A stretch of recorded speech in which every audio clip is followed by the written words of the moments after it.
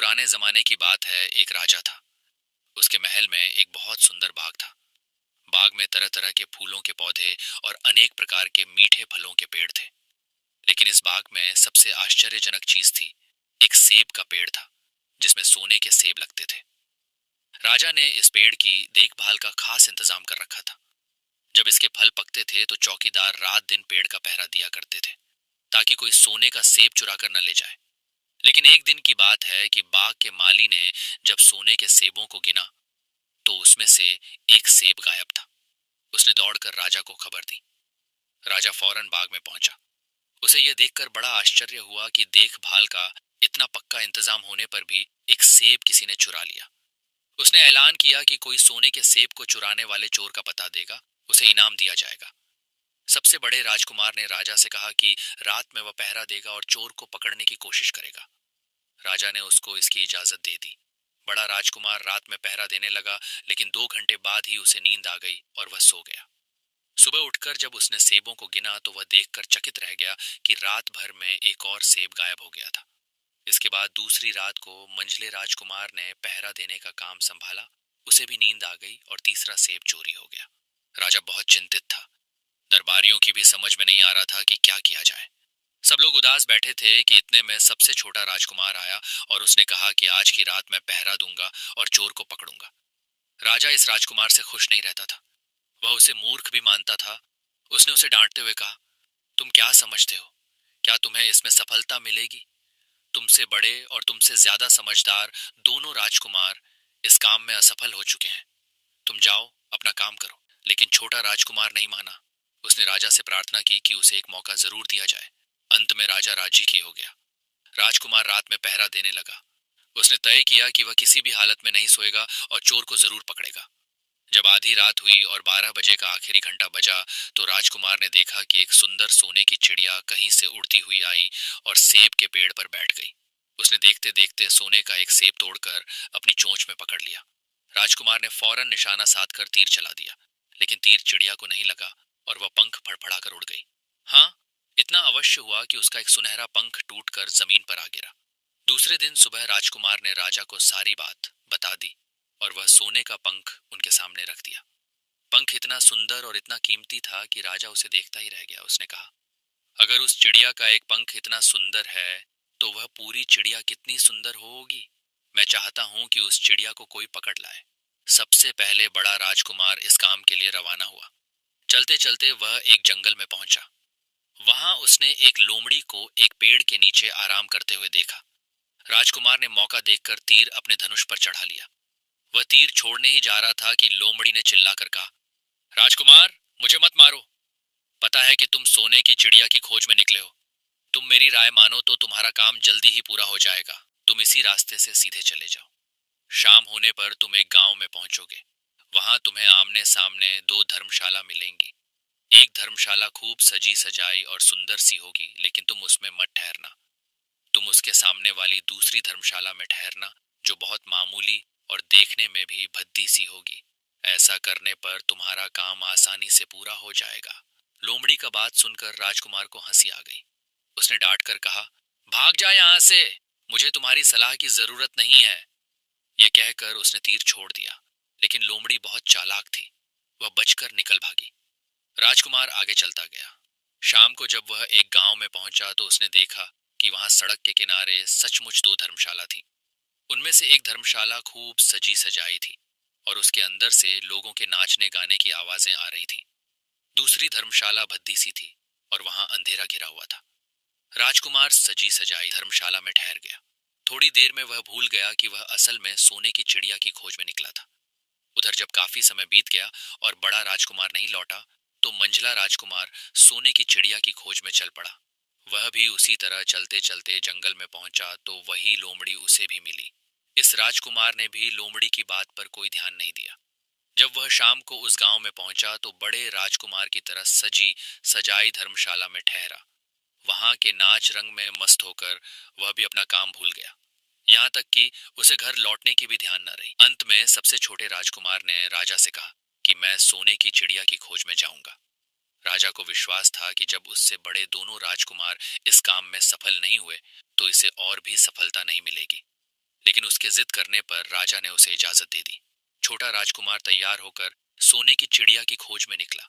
जंगल में उसे भी लोमड़ी मिली। राजकुमार ने लोमड़ी की बात को ध्यान से सुना और लोमड़ी से कहा, ठीक है, तुम जैसे कह रही हो मैं वैसा ही करूंगा। अब तुम जाओ, मैं तुम्हें नहीं मारूंगा। इस पर लोमड़ी खुश होकर बोली, तुम सबसे अच्छे लड़के मालूम होते हो। तुमने मेरी बात बात का मजाक नहीं उड़ाया और मुझ पर तीर नहीं चलाया। मैं तुमसे खुश हूं और तुम्हारी मदद करूंगी। आओ, तुम मेरी पूंछ पर बैठ जाओ। मैं तुम्हें उस धर्मशाला तक पहुंचा देती हूँ। देखते देखते लोमड़ी की पूंछ काफी बड़ी हो गई और राजकुमार उस पर बैठ गया। उसके बैठते ही लोमड़ी हवा में उड़ने लगी और थोड़ी ही देर में मैदानों और पहाड़ों को पार करके उसी गांव में जा पहुंची। राजकुमार ने उसकी सलाह को मानकर छोटी और पुरानी धर्मशाला में ही डेरा डाल दिया। वह दूसरी सजी सजाई धर्मशाला से दूर ही रहा। दूसरे दिन सुबह उठकर जब वह आगे बढ़ा तो कुछ दूर चलने पर उसे वह लोमड़ी फिर से रास्ते में मिल गई। लोमड़ी ने उससे कहा, अब मैं तुम्हें बताती हूँ कि आगे तुम्हें क्या करना चाहिए। तुम सीधे चलो। आगे चलने पर तुम्हें एक बहुत बड़ा किला मिलेगा जिस पर सिपाही लोग पहरा दे रहे होंगे। तुम सिपाहियों से डरना मत और सीधे अंदर चले जाना, क्योंकि वे इस समय सो रहे होंगे। तुम बेधड़क होकर किले में घुसते चले जाना और उनके कमरों को पार करते हुए उस जगह पहुंच जाना जहां लकड़ी के एक मामूली से पिंजरे में सोने की चिड़िया बंद है। तुम चिड़िया को पिंजरे सहित उठाकर किले से बाहर ले आना। चिड़िया के पिंजरे के पास ही एक बहुत सुंदर सा सोने का पिंजरा भी रखा होगा। तुम भूलकर भी चिड़िया को उस पिंजरे में मत रखना, मगर तुम उसे लकड़ी के पिंजरे में से निकाल कर सोने के पिंजरे में रखने की कोशिश करोगे तो बाद में पछताओगे। यह कहकर लोमड़ी ने राजकुमार को फिर से अपनी पूंछ पर बिठाया और थोड़ी ही देर में उसको किले के पास पहुंचा दिया। राजकुमार ने किले का पास जाकर देखा कि सचमुच उसके पहरेदार सो रहे थे। वह बिना डरे सीधा महल में घुस गया और थोड़ी ही देर बाद वह उस कमरे में जा पहुंचा जहां सोने की चिड़िया एक पिंजरे में बैठी हुई थी। पिंजरे के पास ही सोने के 3 सेब पड़े हुए थे। इन सेबों को देखकर राजकुमार ने फौरन पहचान लिया कि ये सेब उसके पिता के बाग के ही थे। सोने की चिड़िया इतनी सुंदर थी कि राजकुमार उसको देखता ही रह गया। वह उसको उठाकर लाने ही वाला था कि उसकी नजर पास ही पड़े एक सुंदर से पिंजड़े पर पड़ी। वह पिंजड़ा बहुत सुंदर था और उसमें तरह तरह के कीमती पत्थर जड़े हुए थे। सोने की चिड़िया के लिए वही पिंजरा ठीक मालूम पड़ता था। राजकुमार लोमड़ी की बात को भूल गया और उसने सोने की चिड़िया को लकड़ी के पिंजरे से निकालकर सोने के पिंजरे में बंद कर दिया। लेकिन नए पिंजरे में आते ही चिड़िया ने खूब जोर जोर से शोर मचाना शुरू कर दिया। राजकुमार पिंजरे को उठाकर कमरे से बाहर भी नहीं निकल पाया था कि बहुत से सिपाही कमरे में घुस आए और उन्होंने राजकुमार को पकड़ लिया। अब राजकुमार को अपनी भूल का पता चला। उसे याद आया कि लोमड़ी ने उससे क्या कहा था, लेकिन अब क्या हो सकता था। सिपाही उसे खींचते हुए राजा के दरबार में ले गए। राजा के पूछने पर राजकुमार ने सारी बात कह सुनाई। राजा बोला, तुम मेरे महल में चोरी करने के लिए घुसे थे। मैं तुमको माफ नहीं कर सकता। तुम्हें फांसी की सजा दी जाएगी, लेकिन मैं तुम्हें एक मौका देता हूं।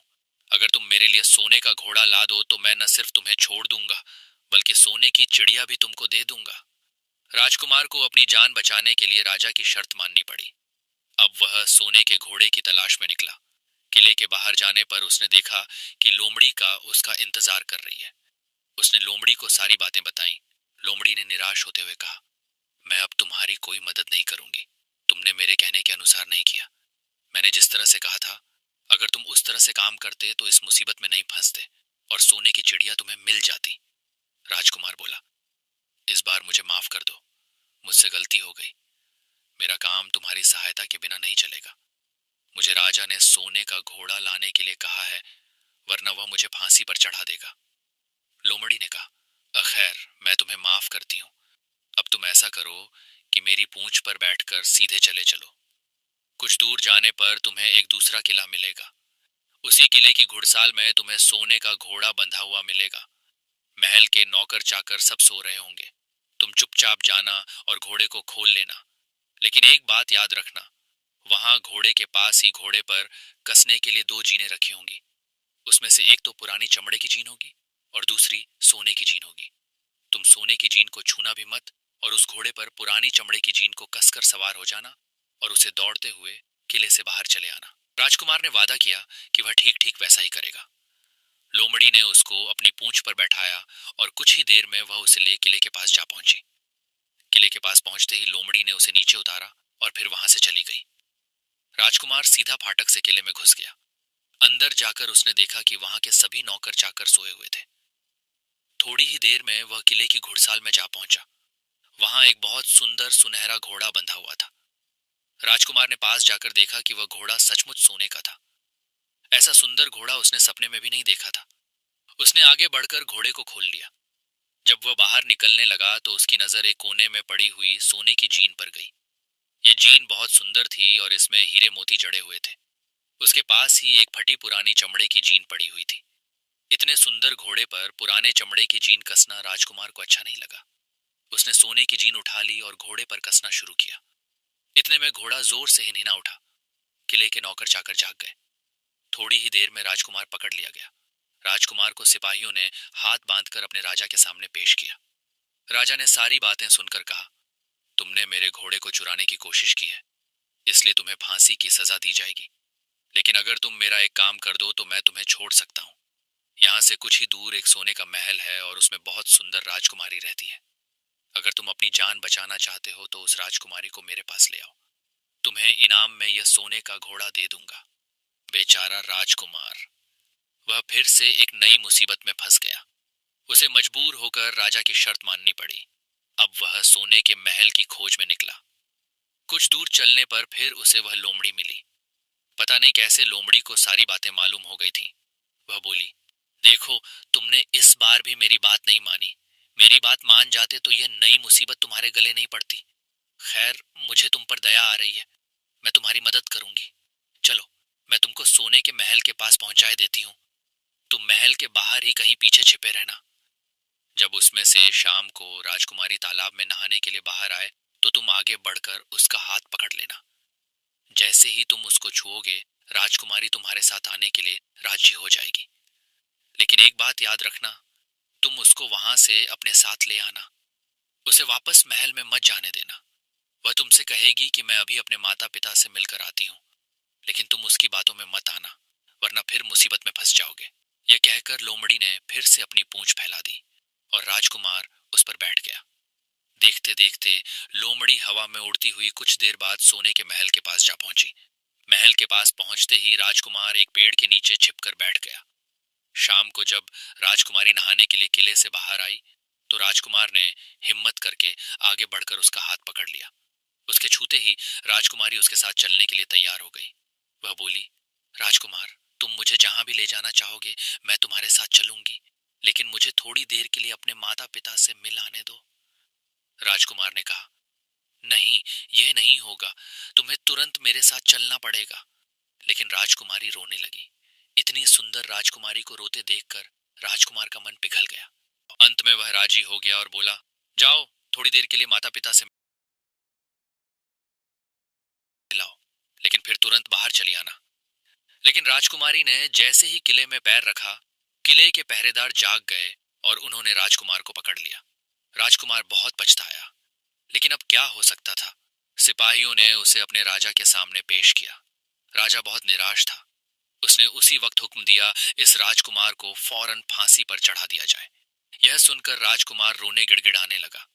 इस पर राजा ने थोड़ी देर विचार करने के बाद कहा, मैं अपनी आज्ञा वापस नहीं ले सकता, लेकिन अगर तुम मेरा एक काम कर दो तो तुम्हारी जान बच सकती है।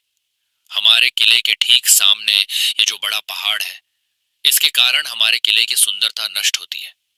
अगर तुम 8 दिन में इस पहाड़ को खोदकर साफ कर दो तो हम तुम्हें क्षमा कर देंगे और राजकुमारी का विवाह तुम्हारे साथ कर देंगे।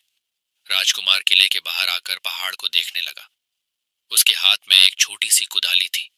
उसकी समझ में नहीं आ रहा था कि इतना बड़ा पहाड़ 8 दिन में वह कैसे खोद सकेगा। फिर भी उसे अपनी जान तो बचानी ही थी, इसलिए वह पहाड़ खोदने लगा। धीरे धीरे 7 दिन बीत गए। इतने दिन तक लगातार खोदने पर भी पहाड़ का सिर्फ एक कोना ही खोद सका। वह दुखी होकर बैठ गया। उसे अब अपने पर बहुत अधिक क्रोध आ रहा था। वह मन में कहने लगा कि अगर मैंने लोमड़ी की बात मान ली होती तो कितना अच्छा होता। लोमड़ी ने मुझको हर बार ठीक सलाह दी और मैं हर बार उसका कहना न मानकर नई से नई मुसीबत में फंस जाता हूँ। राजकुमार इस तरह सिर झुकाए बैठा था कि अचानक उसे अपने पैरों के पास लोमड़ी की पूंछ हिलती दिखाई दी। उसने नजर उठाकर देखा, सचमुच वही लोमड़ी खड़ी थी।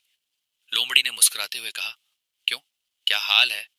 इस बार तो तुम्हारी मदद करने की मेरी जरा भी इच्छा नहीं थी, लेकिन मैं 7 दिन से तुमको पहाड़ खोदते हुए देख रही हूँ। मुझे दया आ गई और मैं तुम्हारी मदद के लिए चली आई। जाओ, तुम बहुत थक गए हो, सो जाओ। मैं थोड़ी ही देर में तुम्हारा काम पूरा कर दूंगी। इस बार राजकुमार ने तय कर लिया था कि अब वह लोमड़ी जिस तरह कहेगी वह उसी तरह करेगा। वह चुपचाप उठकर एक तरफ सोने चला गया। थोड़ी ही देर में उसे नींद आ गई। सुबह जब वह सोकर उठा तो उसे अपनी आंखों पर विश्वास नहीं हो रहा था। वहां कहीं भी पहाड़ का नाम नहीं था और महल का सुंदर दृश्य दिखाई दे रहा था। राजकुमार सीधा राजा के पास पहुंचा। राजा उसके काम पर बहुत खुश था। उसने तुरंत अपने वादे के अनुसार राजकुमारी के साथ उसका विवाह कर दिया। जब राजकुमार उस सुंदर राजकुमारी के साथ कुछ दूर चला तो उसे रास्ते में फिर वही लोमड़ी मिली। लोमड़ी बोली, बधाई हो राजकुमार। राजकुमारी के साथ तुम्हें देखकर मुझे बड़ी खुशी हो रही है, लेकिन अब तुम्हें सोने का घोड़ा और सोने की चिड़िया भी प्राप्त करनी चाहिए, क्योंकि वे दोनों चीजें तुम्हारे ही लायक हैं और तुम उन्हें आसानी से प्राप्त कर सकते हो। लेकिन भला मुझे सोने का घोड़ा और सोने की चिड़िया कैसे मिल सकती है? मैं तो इस राजकुमारी को भी उस राजा के लिए ले जा रहा हूँ। लोमड़ी ने कहा, नहीं, तुम ऐसा काम कभी मत करना। इस राजकुमारी के साथ तुम्हारा विवाह हुआ है और यह अब तुम्हारी ही है। अगर तुम मेरे कहने के अनुसार काम करो तो तुम्हें सोने का घोड़ा और सोने की चिड़िया भी मिल सकती है। तुम पहले इस राजकुमारी को लेकर सोने के घोड़े वाले राजा के पास जाओ। राजा खुश होकर तुमको सोने का घोड़ा दे देगा। तुम घोड़े पर सवार हो जाना और सवार होकर सबसे विदा लेना। राजकुमारी से तुम सबसे बाद में विदा लेना। जैसे ही तुम राजकुमारी के पास पहुंचो, तुम उसे हाथ से पकड़कर घोड़े के ऊपर खींच लेना और घोड़े को दौड़ा देना। सोने का घोड़ा इतना तेज दौड़ता है कि दुनिया का तेज से तेज घोड़ा भी उसकी बराबरी नहीं कर सकता। जाओ, तुम पहले इतना काम पूरा करो।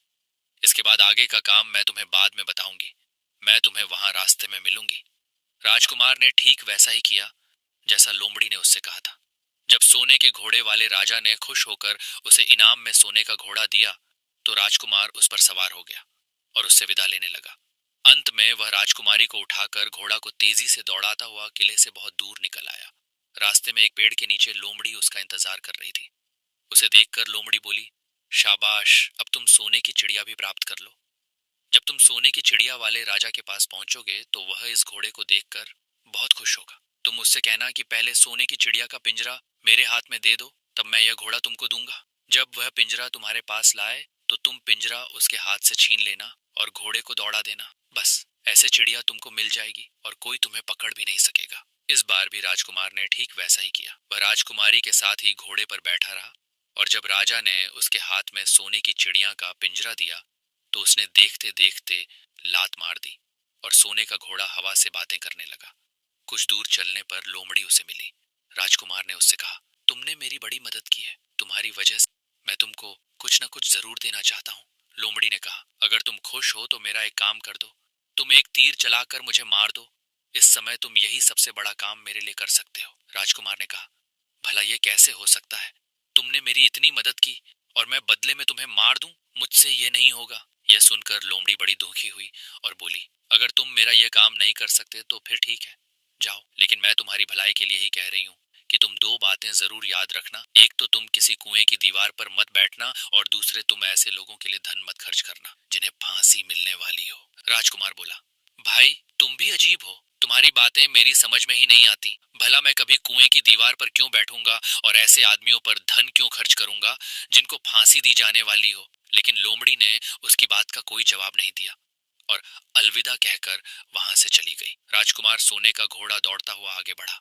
राजकुमारी उसके साथ ही बैठी हुई थी और सोने की चिड़िया का पिंजरा उसके हाथ में था। कुछ ही देर में राजकुमार उस छोटे गांव में जा पहुंचा जिसमें वे दोनों धर्मशाला थी। गांव के लोग और खास तौर से बच्चे उसको देखने के लिए बाहर निकल आए। सोने के घोड़े पर इतने सुंदर राजकुमार के साथ बैठी एक राजकुमारी को देखकर सभी लोग चकित थे। इतने में राजकुमार ने देखा कि गांव के बगीचे में एक जगह बेहद से लोग जमा हैं और कुछ शोर हो रहा है।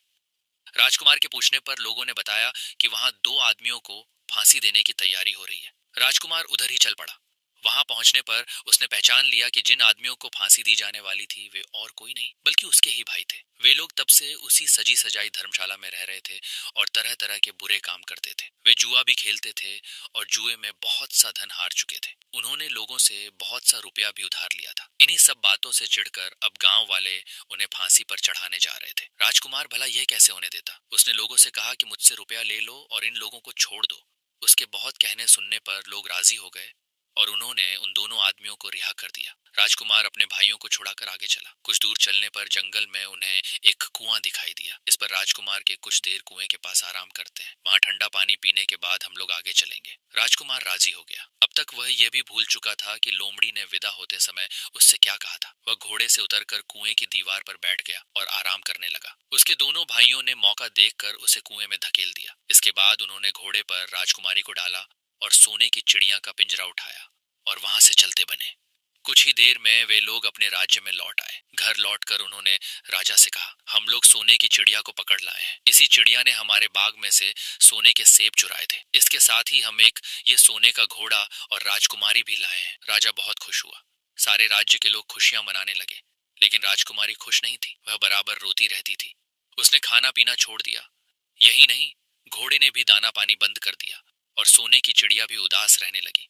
राजा ने बहुत कोशिश की, लेकिन न तो वह राजकुमारी खुश आई और न सोने के घोड़ा और सोने की चिड़िया ने दाना खाना शुरू किया। उधर छोटा राजकुमार कुएं में गिर गया था, लेकिन वह मरा नहीं। कुआं बहुत गहरा था, लेकिन उसमें पानी बहुत थोड़ा था। वह कुएं में बैठा बैठा अपने भाग्य को कोसता रहा।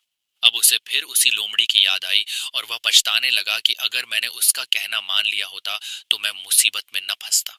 राजकुमार ने जैसे ही लोमड़ी को याद किया, लोमड़ी न मालूम कैसे कुएं के मुंह पर आ पहुंची और बोली, देखो राजकुमार, मैंने पहले ही तुम्हें समझाया था कि किसी कुएं की दीवार पर मत बैठना और ऐसे आदमियों की मदद मत करना जिन्हें फांसी दी जाने वाली हो, लेकिन तुम नहीं माने।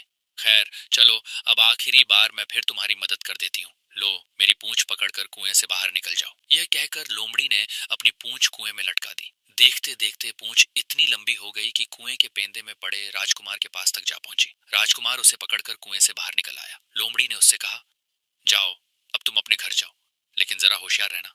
तुम्हारे भाई तुम्हारी जान के दुश्मन हैं। वे लोग जरूर तुमको ढूंढ रहे होंगे। राजकुमार घर की ओर चल पड़ा। अपने राज में पहुंचने पर उसे एक भिखारी मिला। भिखारी को उसने अपने सुंदर कपड़े दान में दे दिए और उनके भद्दे पुराने कपड़े पहन लिए। इस तरह भेस बदलकर वह अपने किले में पहुंचा। वहां उसके पहुंचने पर एक बड़ी आश्चर्यजनक बात आई। सोने का घोड़ा खुशी से हिनहिनाने लगा और दाना खाने लगा। सोने की चिड़िया भी अपने पिंजरे में खुशी से फुदकने लगी और गाना गाने लगी। राजकुमारी ने अपने आंसू पोंछ डाले और वह भी खुश दिखाई देने लगी। लेकिन राजा की समझ में कुछ नहीं आया। उसने राजकुमारी से इसका कारण पूछा तो वह बोली, मैंने तो पहले ही आपको सारी कहानी बता दी थी। आपके बड़े और मंझले राजकुमार ने छोटे राजकुमार के साथ धोखा किया है। इन्होंने आपको भी धोखा दिया है, लेकिन अब आपका छोटा राजकुमार यहाँ पर आ पहुंचा है, इसीलिए मुझे बेहद खुशी हो रही है। उसी के साथ मेरी शादी हुई है और मैं उसके साथ ही सुखी रह सकती हूँ।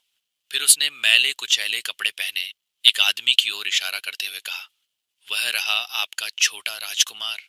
राजा ने भी अपने छोटे लड़के को पहचान लिया। अब राजा ने अपने छोटे बेटे के बारे में अपने विचार बदल दिए।